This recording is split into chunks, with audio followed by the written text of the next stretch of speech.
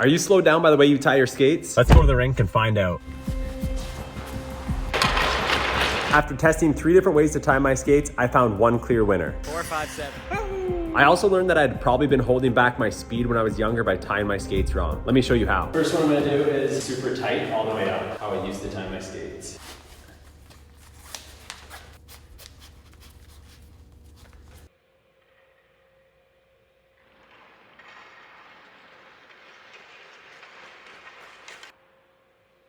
So overall felt pretty good. Skates felt pretty tight, but I honestly felt pretty fast there, so it'll be interesting to see. All right, I'm gonna loosen them up now. I'm gonna keep it tight from this 4th eyelet from the bottom. Keep that nice and tight. And then I'm gonna get gradually looser here as we get to the top. Tighten them a little bit. Get a nice deep ankle bend. See where that's at. And tighten it here.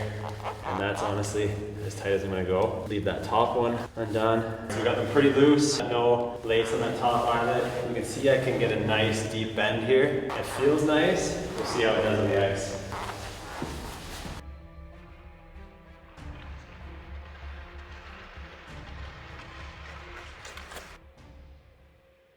So it took me a couple minutes to get used to that. My feet were numb. It felt a little bit funny, but you guys saw the results. Pretty much the exact same, 1 millisecond more. So that's almost equal. So we're gonna try out a third one. I'm gonna tie it kind of how I normally do, not as tight at the top, but I'm gonna go all the way up in every single eyelet. So let's go test it out. We're gonna do it how I normally tie my skates for the last year or two. So I go really tight up until, again, that 4th last eyelet. And then what I'm gonna do here is start getting looser, go all the way up to the top eyelet. I'm not gonna pull it tight here. I'm just gonna kind of bend forward my knee. And then tighten it kind of where it's at. And also make sure they both feel the same tightness, so you're not thinking about that while you're playing. One feels different, feels good. Let's go.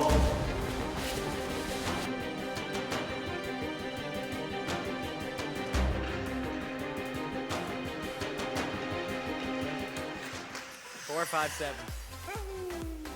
All right, so my third one, the one that I usually use, was the fastest, and I was the most tired for that one. So my body was the most fatigued and it was the fastest. So that goes to show you that one's probably the best for me. What we learned here today is probably having a little bit of looseness at the top that allows you to get that knee bend is probably best for straightaway speed. You gotta feel if it's good for you going side to side with your start and stops. I feel good with it, but it's something you gotta build up your ankle strength and mobility and stability. And I think you'll feel better with a little bit looser at the top. Definitely don't go too tight at the top. It's a mistake a lot of hockey players make, especially beginner hockey players. They just feel more stable when everything's really tight. Won't be able to get that deep knee bend that you need for that long stride. So work on strengthening those ankles with ankle edge work drills that you can find at hockeytraining.com. It'll allow you to get into a deeper squat so you can have a more powerful stride on the ice. Let's go. As you can see from this slowed down video with an overlay of each test, the difference isn't too big, but that extra couple of feet can be the difference between a clean breakaway and getting your stick lifted or being angled off by a defender. One thing I didn't cover in this test was stop and start speed, but from messing around on the ice before each skating test, I can definitely say that the looser ties allowed me to be more agile. If you're skating with your laces too tight, there's no question that you're holding back your speed potential on the ice, so get working on your ankle stability within your off-ice training so you can unlock your true speed. If you need help strengthening your ankles, check out our brand new in-season domination system available now at hockeytraining.com. And if you like this video and want to see more on-ice tests, do me a huge favor and smash that thumbs up button and subscribe to our channel. Let's go.